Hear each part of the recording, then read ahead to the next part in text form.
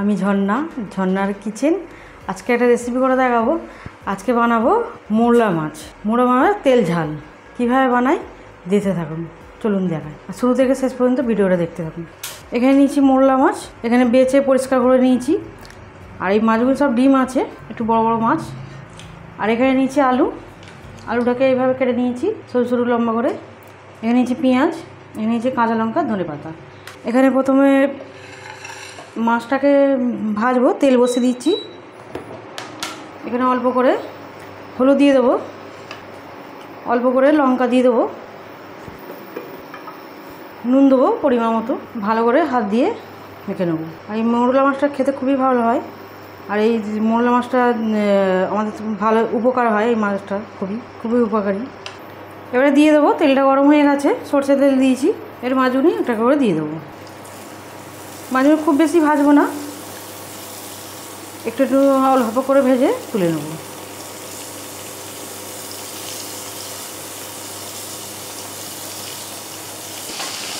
মাঝুনি এবারে উল্টে পাল্টে ভেজে নেবো। এক পিঠে হয়ে গেছে, আর এক পিঠে ভাজবো। একটু হালকা করে ভাজছি, খুব বেশি ভাজছি না। এবার উল্টে দেবো।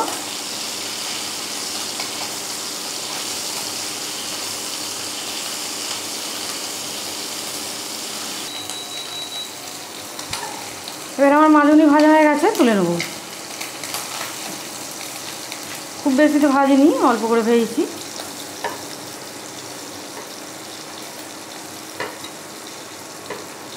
এখানে আলুটা নিয়েছি, আলুতে নুন দিয়ে দেবো পরিমাণ মতো। এখানে পেঁয়াজটা দিয়ে দেবো, বড় সাইজের একটা পেঁয়াজ দিয়েছি কুচিয়ে। কাঁচা লঙ্কা দুটো দিয়েছি, দিয়ে দেবো। এখানে কিছু মশলা দেবো। এখানে লঙ্কা দেবো, ঝাল লঙ্কা 1 চামচে, কাশ্মীরি লাল লঙ্কা 1/2 চামচে, হলুদ দেবো 1 চামচে, জিরে দেবো 1 চামচে, ধনে দেবো 1 চামচে, গোলমরিচ দেবো 1/2 চামচে। সব মশলাগুলো দেওয়া হয়ে গেল। এর ভালো করে একটু মেখে নেব, হাত দিয়ে ভালো করে মাখতে হবে। আর এটা হাতে মাখিয়েই করতে হবে, খেতে বেশি ভালো লাগে। একটু কচলে কচলে ভালো করে মেখে নিতে হবে। এখানে সরষে তেল দেবো পরিমাণ মতো।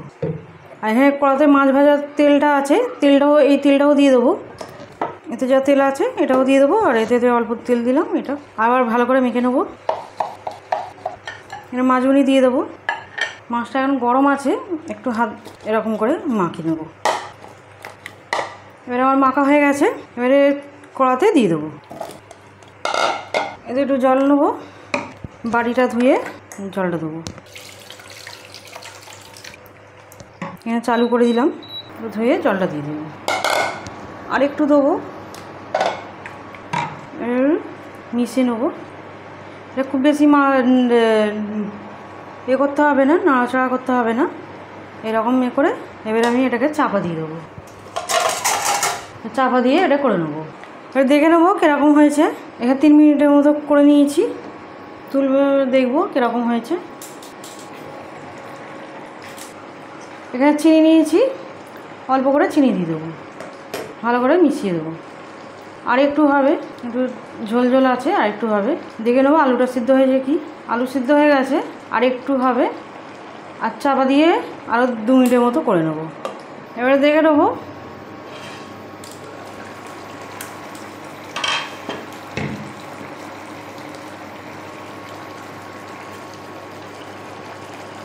অল্প অল্প ঝোল আছে, আর হয়ে গেছে। এখানে ধনে পাতা নিয়েছি, ধনে পাতাটাকে দিয়ে দেবো।